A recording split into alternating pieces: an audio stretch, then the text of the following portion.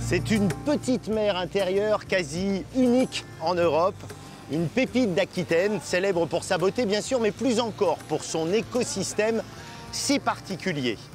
20 km de long, 14 de large, le bassin d'Arcachon offre toute l'année un spectacle exceptionnel. 2 fois par jour, la lagune se vide et se remplit, modifiant totalement les paysages et créant un paradis pour les oiseaux. Du domaine de Certes au pré-salé d'Arès, en passant par le delta de la Leyre, vous allez découvrir des femmes et des hommes qui s'investissent pour préserver ces espaces qui ont tant de services à nous rendre. Cap sur le bassin d'Arcachon, un trésor si fragile.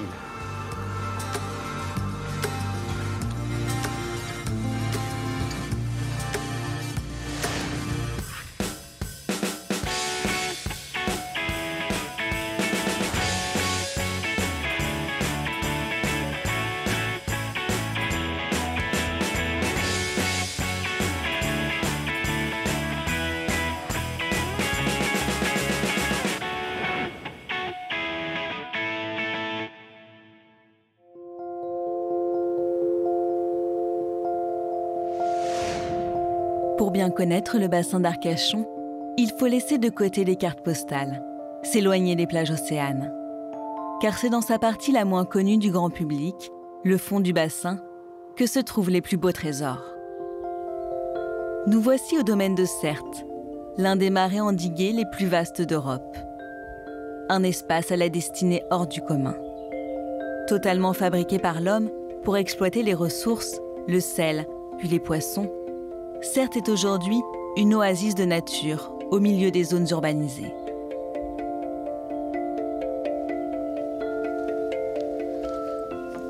Quelle ambiance, la brume est en train de se lever, le domaine de Certes se réveille et on en est les témoins privilégiés. En fait, ça fourmille de vie autour de nous. Oui.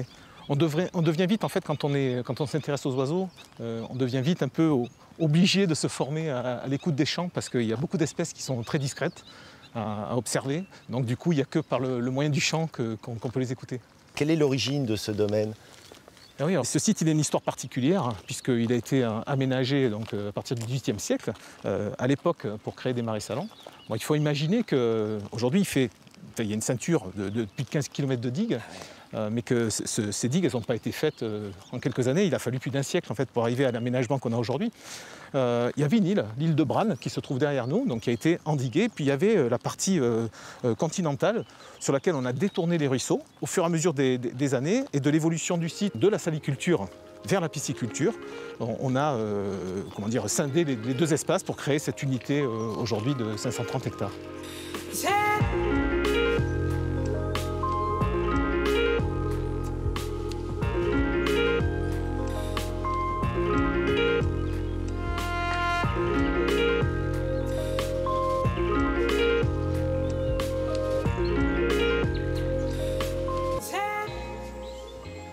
Changement de décor total, sous bois, ambiance formidable là encore. Où est-ce qu'on est ? Oui, la plupart du temps, c'est vrai que c'est la réaction des personnes qui viennent ici, tout à fait inattendue, parce que le domaine de Certes, c'est un milieu avant tout qui est géré avec de l'eau salée, avec de l'eau saumâtre.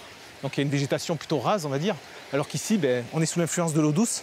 Comme on peut voir, on récupère une partie de l'eau douce du réservoir de Lanton qui nous permet d'alimenter 30 hectares de réservoir. Ça en fait vraiment une singularité sur le bassin d'Arcachon d'avoir cette prise d'eau. Et du coup, on a une faune et une flore variées, diversifiées, enrichies par la présence de l'eau douce. C'est à la fois par les libellules qui sont ici, mais c'est aussi par les tortues, le vison d'Europe. Les jolies demoiselles bleues, ces libellules, c'est un spectacle et chaque fois de les regarder, c'est époustouflant la beauté de la nature quand même par moments. Allez, je te suis, on continue l'exploration. Oui. Bon, tu vois ici, Eric, on est encore sur une digue. Si tu ne me le disais pas, je ne m'en rendrais pas compte parce qu'on a de la nature absolument partout autour de nous. Donc là, on a un lichen, et celui-ci est particulièrement intéressant parce que déjà par sa forme, par sa taille, il est assez imposant. C'est un des plus gros lichens d'Europe. Et il a une feuille très découpée qui fait penser à une feuille de chêne de loin, mais aussi quand on regarde de plus près, il y a des petites alvéoles, d'où il tire son nom d'ailleurs du lichen pulmonaire. Et ce lichen a une particularité, c'est qu'il est très sensible à la pollution de l'air. Et le fait d'en avoir sur le site démontre qu'il y a un air ambiant qui est tout à fait bon et sain sur cet espace.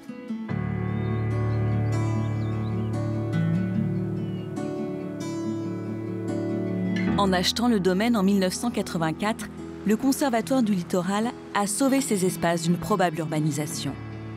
Géré par le département de la Gironde, Certes accueille gratuitement 130 000 visiteurs chaque année. Le spectacle est garanti.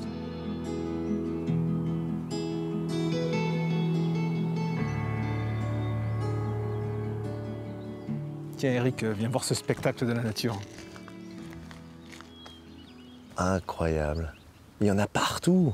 Ouais. C'est une héronnière, il y a à peu près 60 nids de hérons en ce moment-là occupés sur le site, dont 10 couples de aigrettes garzettes. Il faut savoir que les aigrettes garzettes, c'est la première année qu'elles nichent sur le site.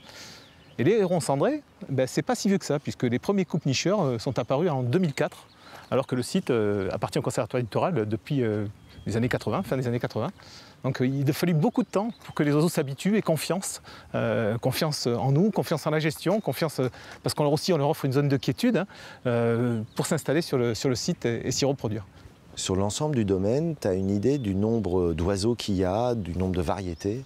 Sur Certes, il y a à peu près 150 espèces qui annuellement utilisent le site, soit en migration uniquement, certains oiseaux, soit pour s'y reproduire, soit certains sont sédentaires, quoi. Donc c'est vraiment des lieux qui sont indispensables pour ces oiseaux, parce que tous ces limicoles-là sont des oiseaux migrateurs, hein, des grands migrateurs. Et le bassin d'Arcachon donc, est une halte nourricière très importante pour eux.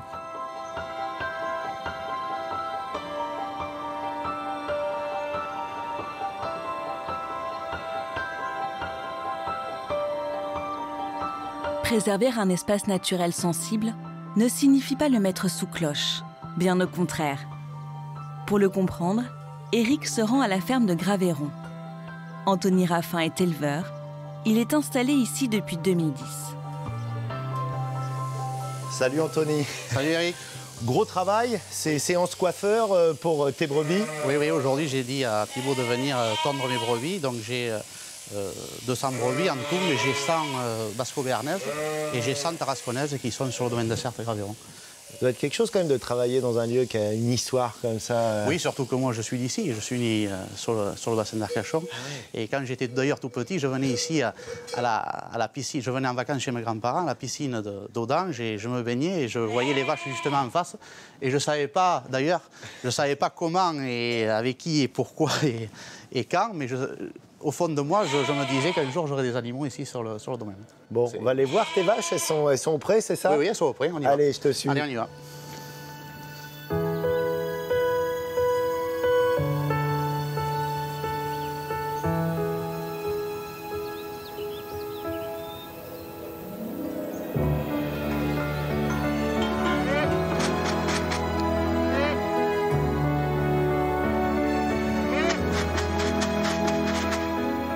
Ah, comment elles te regardent. Ouais, elles sentent que c'est pas normal. Mais pourquoi on revient? Je prends pour un jambon. Ça va pour les... Ouais. Pose-toi. Fais de la place. C'est rare hein, de pouvoir faire paître ces animaux dans des prés salés. Je suis un des privilégiés et un des derniers sur le bassin d'Arcachon. Qu'est-ce qui se passerait s'il n'y avait pas des vaches ici sur ce pré? Les intérêts sont multiples avec la présence d'animaux sur des espaces naturels. C'est le meilleur moyen de maintenir des milieux ouverts et d'autant plus comme ici des prairies. Et ça permet d'accueillir une flore diversifiée, une faune incroyable et entre autres des oiseaux. La cohabitation oiseau-vache, ça pose aucun problème. Au contraire.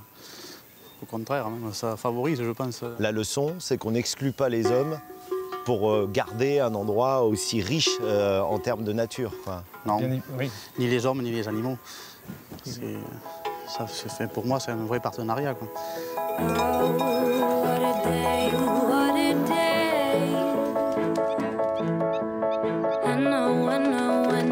Pour percer les secrets de la richesse du bassin d'Arcachon, il ne faut pas hésiter à s'aventurer à l'intérieur des terres.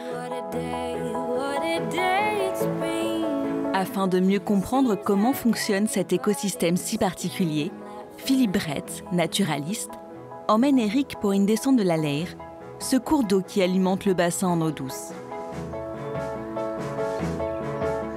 La Leyre, elle prend sa source environ à 80 km d'ici. Ah, attention, tout le monde se trompe avec ça. C'est pas 80 km d'ici. C'est combien alors? Oh, bien plus, un peu plus d'une centaine de kilomètres. Et puis, elle traverse tout le parc naturel des Landes de Gascogne, qui est articulé sur le cours d'eau et ses affluents, tout le bassin versant, pour arriver ici, dans la zone du delta, entre Biganos et Le Teche.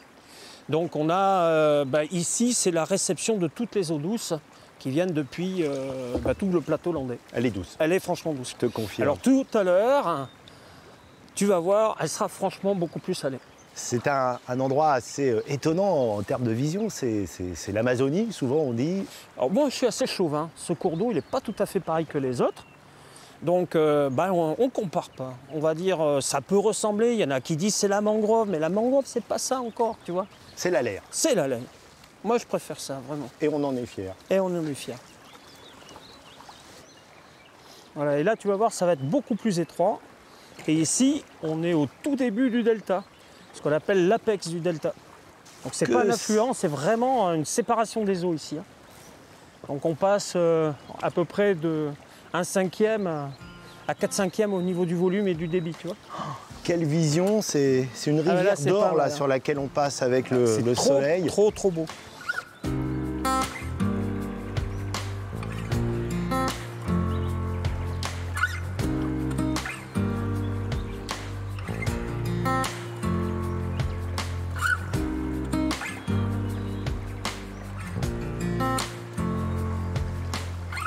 Sans être aussi expert que toi, je vois bien que quelque chose s'est passé. Le milieu s'est ouvert, je sens le vent. Oui, ben ça, le vent, on va le sentir, hein, parce que là, la marée est bien lancée. Donc ici, gros changement de milieu. On a l'eau douce qui va s'effacer par rapport à l'eau salée de la mer qui vient régulièrement 2 fois par jour inonder cet endroit. Donc petit à petit, la végétation qui ne supporte pas le sel, comme les grands arbres, le chêne, l'aulne, les saules là qu'on avait tout à l'heure sur la partie haute, vont laisser la place à la roselière. Et puis ici, tu vois, c'est un endroit, même si ça s'est ouvert, ça reste quand même très fermé. Tu vois bien qu'on ne peut pas trop facilement partir d'ici. Donc tout d'un coup, la difficulté technique en bateau, c'est plus vraiment d'éviter les obstacles, il n'y en a plus. Ça va consister plutôt à jouer avec le vent, là, comme tu le sens, là, certainement, et négocier les courants quand ils ne sont pas tout à fait avec nous.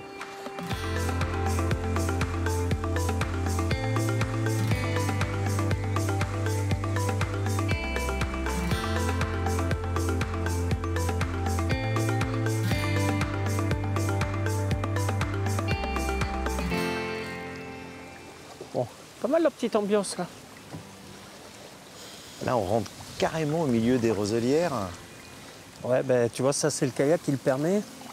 Bon, ça a le côté un petit peu exceptionnel de la chose. Après, c'est intrusif aussi. Il faut faire très attention à ce qu'on fait avec ça.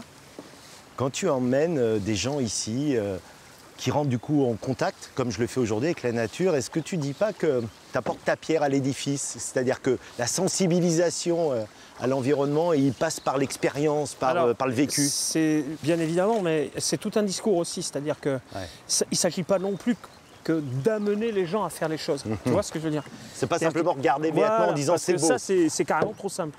Notre rôle, il est à quelque part aussi d'informer les personnes sur les risques qu'il y a, tu vois, aller sur ces milieux-là. Et donc, il faut faire attention, quoi. On n'est pas non plus forcément tout le temps à notre place là. Trouver donc, sa il faut y juste aller place. tout doucement. Tu vois, ce sont vraiment des environnements qu'il faut respecter énormément. La récompense. On est parti sous la forêt-galerie et pouf, là on découvre tout le bassin d'Arcachon, c'est magique. Le bassin qui joue à la mer, petite mer intérieure mais qui bouge pas mal là maintenant. Et petit à petit, on peut s'imaginer aventurier, tu vois, qui quitte ce cocon là de douceur, de tranquillité, là comme on en était tout à l'heure, pour partir vraiment à l'aventure dans quelque chose qui va vraiment bouger. Philippe, ce bassin d'Arcachon, dans ton cœur, quelle place il occupe? La première, très clairement. Ah ouais. C'est quand même un endroit pour lequel j'aurais passé, on va dire, allez, plus de la moitié de ma vie. Donc ça compte, hein.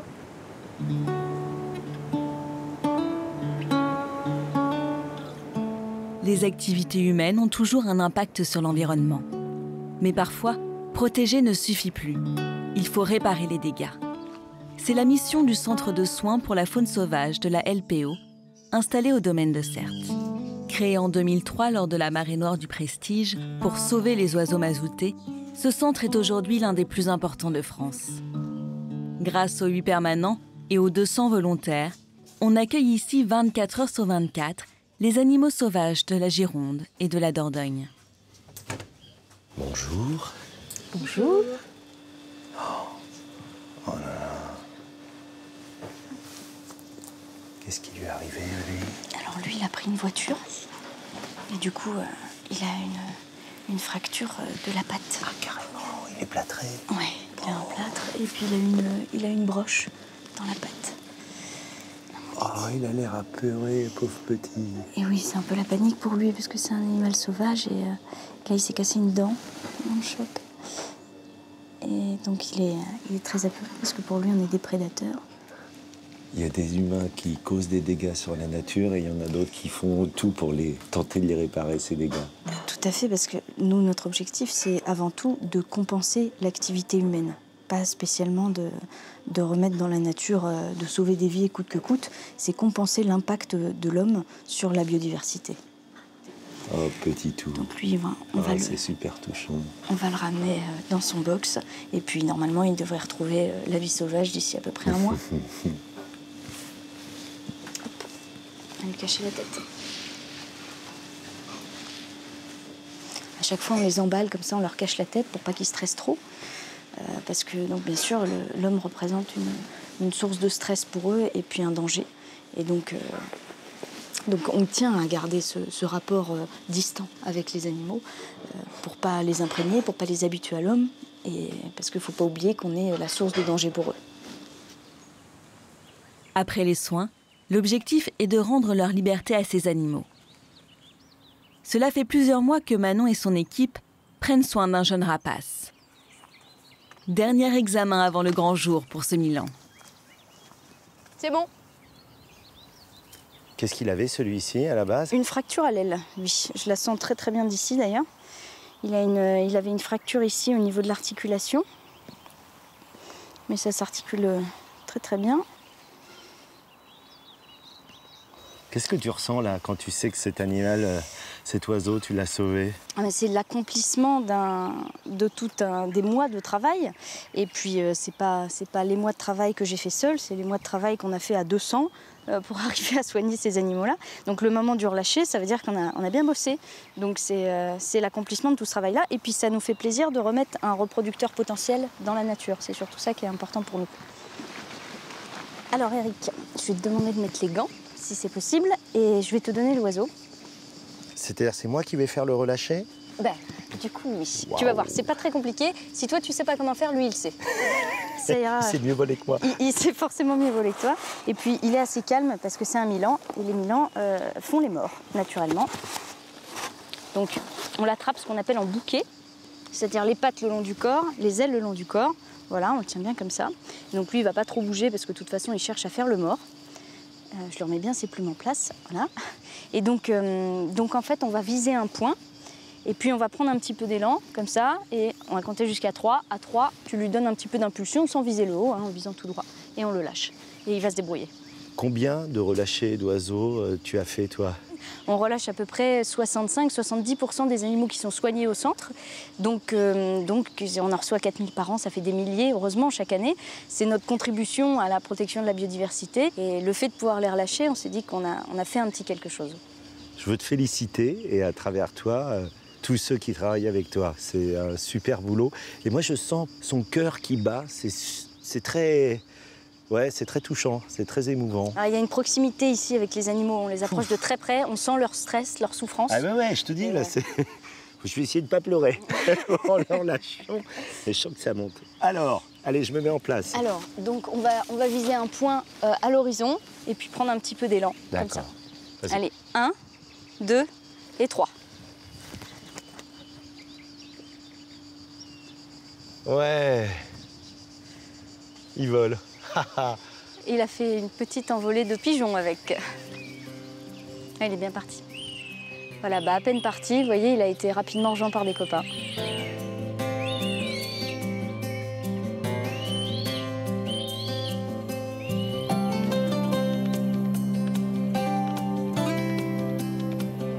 Au cours de leur histoire, les hommes n'ont cessé d'intervenir sur leur environnement, n'hésitant pas à faire disparaître ce qui leur semblait sans intérêt. En Aquitaine, pour gagner des terres afin de développer l'agriculture et combattre certaines maladies, on a asséché des centaines d'hectares de marécages. Mais aujourd'hui, le regard sur ces zones humides est en train de changer. On se rend compte que ces espaces ont de nombreux services à nous rendre. La réserve nationale des prés salés d'Arès a été créée en 1983, car ce milieu si particulier est la source de toute la richesse du bassin d'Arcachon. Waouh, c'est comme si le rideau du théâtre s'ouvrait soudain. Quelle vision! Ouais, c'est sympa. Hein. Alors décris-moi un peu cet endroit, parce que c'est pas facile à lire quand on vient la première fois. Ouais, ben en fait, du coup, les prés salés, c'est un milieu assez rare, si tu veux, qui est soumis aux influences de la marée. Donc là, on est à marée basse. Donc, tu vois la grande vasière en face avec le chenal qui ondule. Et puis après, toute la végétation des prés salés qui va être parfois hors de l'eau, comme c'est le cas maintenant à marée basse, et puis parfois complètement sous l'eau à marée haute, quoi. Donc c'est un paysage qui change chaque fois, à chaque instant. Bon, j'imagine que c'est à marée basse que c'est le plus intéressant, donc on y va? Allez, on y va.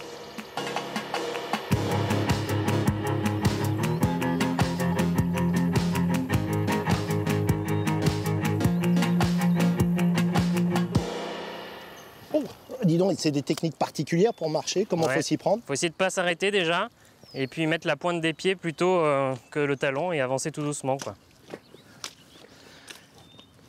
Explique-moi Sylvain, pourquoi tu m'as donné cet outil, le tamis, pour trouver de l'or? C'est pas de l'or, c'est encore plus précieux que ça, tu vois. On va faire un prélèvement là, donc tu vois, hop, ça c'est un petit carottier. Je l'enfonce dans la vase. Donc c'est un carottier qui fait 15 cm par 15 cm et on l'enfonce de 15 cm de profond. Ça nous permet d'avoir une surface fixe, comme ça, pour en déduire le nombre d'individus au mètre carré. Hop, donc on prélève la vase. Donc là, c'est la partie sympa où tu mets la main dedans pour ressortir tout ça. Et donc j'imagine, voilà. Tu me donnes le tamis. Maintenant, on fait sortir tout ça du carottier. On voit déjà qu'il y a une densité. Déjà, et immédiatement, changement de couleur, quoi. Hein. Alors voilà, déjà, tu vois, on voit des galeries de verre, là. Tu vois, ça c'est intéressant. Ça, c'est le dîner ou le déjeuner des oiseaux? Des oiseaux et des poissons à marée haute. Donc là, on voit pas grand-chose. L'objectif maintenant, c'est avec de l'eau, on va tamiser ça sur place pour découvrir, enlever toute la vase, tout le substrat et découvrir tous les animaux qui sont à l'intérieur. Bon, je te suis. Allez. Allez, à toi de jouer du coup. Donc le principe, c'est de tamiser là à l'intérieur. Donc de jouer avec l'interface OR, tu vois, plutôt comme ça là. Vas-y, montre. Comme ça. Et toi, tout à petit, la vase se désagrège. Alors toi, tu peux, avec tes mains, si tu veux, voilà, casser les morceaux. C'est un jeu d'enfant, quoi.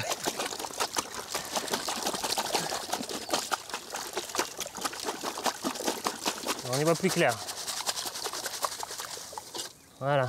Alors, donc, on dirait pas comme ça, mais dans ce tamis là, selon les estimations qu'on a pu faire dans la vasière, on a jusqu'à 20 000 individus au mètre carré. Donc tu vois ici, on a un petit mollusque bivalve, qu'on appelle scrobiculaire, qui est recherché. On a les vers, tu vois, qu'on a vu tout à l'heure, qu'on retrouve là, hein, en grande quantité. Ça, c'est des espèces assez caractéristiques des vasières là, de la réserve et puis aussi du bassin d'Arcachon. Tu vois, j'ai pris un petit flacon là, si tu peux me l'ouvrir. Allez. Donc tout ça, on le récolte. Hop, tu vois. Voilà, tout ça, on le met dans le petit bocal. Tac. On prélève tout. Et après, on ramène au laboratoire. Et on fait un tri sous loupe binoculaire ou microscope pour après identifier les espèces. Cet écosystème si particulier du bassin d'Arcachon, la vase, c'est la clé de voûte. C'est ce qui explique tout. Ah oui, ça explique une grande partie des fonctions, en tout cas de l'alimentation des oiseaux. Quand on le voit à marée basse, tous les oiseaux sont au milieu du bassin en train de s'alimenter, alors que ce soit les austères, que ce soit la faune animale dans la vase. Donc elles n'ont pas la vie facile parce qu'elles sont prédatées par les oiseaux, les poissons. Mais c'est la base de la chaîne alimentaire et de tout ce qu'on peut voir après sur le bassin et la richesse du bassin d'Arcachon. Donc c'est de l'or pour les animaux, quoi. D'où l'intérêt de préserver ces endroits. Parce Exactement. que peut-être ça paraît insignifiant voilà, aux Kidam qui se disent ouais, c'est pas facile à marcher ici. Mais s'il n'y a pas ça, il n'y a pas les oiseaux, il n'y a pas le bassin, Tout il n'y a est pas lié. tout ce qui nous émerveille. Exactement, tout est lié et c'est l'importance de ces secteurs. Et en plus, ils sont agréables à regarder. Ah là, je dois te dire que merci parce que conclure cette émission en ayant ce paysage devant nous, pas si connu que ça du grand Non, public. c'est sûr. C'est assez un cadre un peu privilégié et encore un peu secret. Donc on en profite.